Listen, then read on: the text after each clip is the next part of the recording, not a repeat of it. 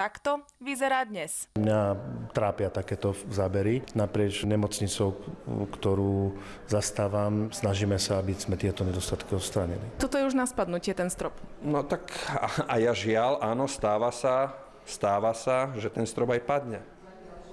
Ale to by sa nemalo stať. No samozrejme, že by sa to nemalo Tam sa stať. pohybujú pacienti. Samozrejme, že by sa to nemalo stať.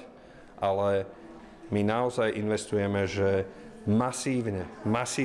A verte, že vždy, keď aj či už vedenie nemocnice na takéto niečo upozorní, tak my hľadáme tie zdroje. Môžu sa vyskytovať rôzne ochorenia kože, ako je napríklad ekzém, alergie, astmatické záchvaty, dráždenie dýchacích ciest a má to aj karcinogénny účinok. Tvrdí, že nestačí odstrániť následky, treba vyriešiť aj príčinu. Vždy to vzniká po výdatných dažďoch, tie strechy sú v dezolátnom stave. Toto je akurát v zóne strechy, ktorá nebola ešte zrekonštruovaná. Robí sa, čo sa dá, ale vždy viete vyťahnuť takúto fotku, ktorá je problém. Samozrejme, že je problém. Dôležité je systémové riešenie, pretože aj keď sa nám to podarí do toho roku 2029 alebo 2030, tak dovtedy tých 4-5 rokov ešte treba fungovať v tých existujúcich priestoroch.